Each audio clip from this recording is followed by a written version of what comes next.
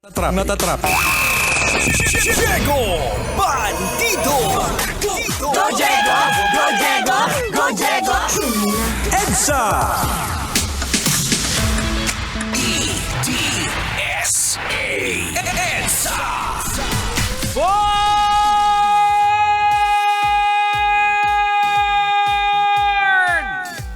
Magandang gabi!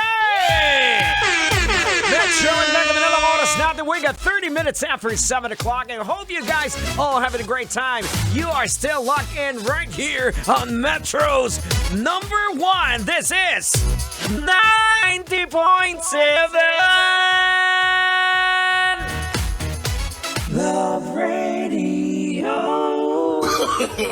No. Di ba? Kaya niyo yan! Ulitin natin ha! This is 90.7 Love Radio.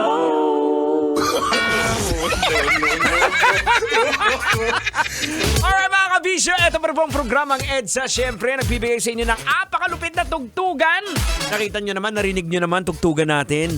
Ang lupit chong, ang lupit boards, ang lupit angkol! Para mas malupit ang usapan at bakbakan po natin mga kabisyo, ito na, hindi na natin patatagalin, pag-usapan na natin to! Isang bayan na pinakamataas na bahagi ng lugar sa buong mundo na pawang walang mga batas at iligal na pagmimina ay parang eksena lang daw mula sa isang serye ng madilim na drama. Oh no! Ito po ay ayon sa mga vlogger na nag-vlog na na-experience po ang lugar na La Rinconada. Ito po ay isang totoong lugar at medyo nakakatakot. Matatagpuan po sa taas na 5,100 meters sa ibabaw po ng dagat. At ang bayan po ito ay nasa Peru. Ayan, Peru. Ito po ang pinakamataas na permanenteng tinitirahan po ng tao sa buong mundo. Bagamat may ilang mga batas po at regulasyon dito, inilalarawan ng lugar na halos walang batas at may mataas na antas ng krimen. Oh no! Ang sabi pa ng mga naka-experience doon parang paggising, makikita mo daw ang napakagandang tanawin pero paggabi, naririnig mo kung ano ang mga nangyayari sa bayan. At naririnig mo ang mga putok ng barel, mga sigaw ng tao, mga lasing, at mga boteng binabasag. Now mga kabisyo, logika na natin tang! Ay, wag mo nang patagalin yung kalbo! Logikan mo na yan! Logika na yan! Logika na yan! Alright mga kabisyo, logika na yan. Anong leksyon ang ating mapupulot? Anong aral ang ating madudukot? EDSA. EDSA.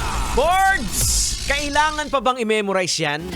Basic sa isang lipunan, dapat may batas. In order to justice will prevail. Kahit sa loob nga ng bahay, di ba? Dapat may batas para matakot yung mga anak na gumawa ng masama at mali. Pero sino nga ba ang batas sa inyo, Col? Ikaw o si Mrs.?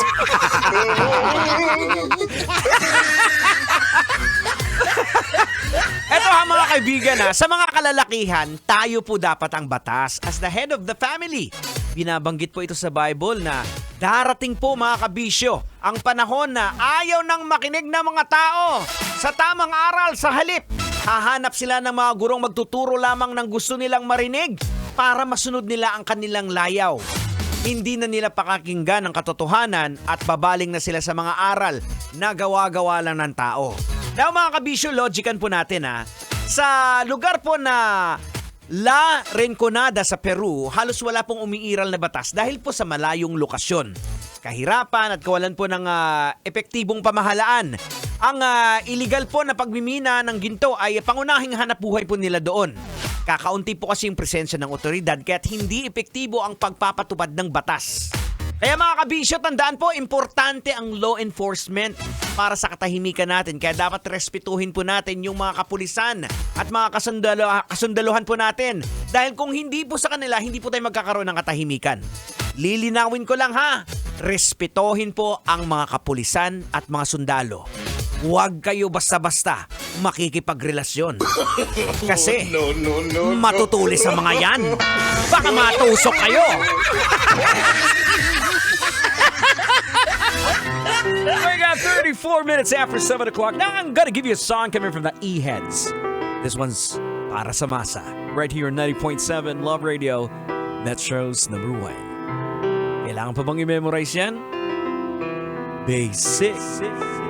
Kailangan pa bang i-memorize yan?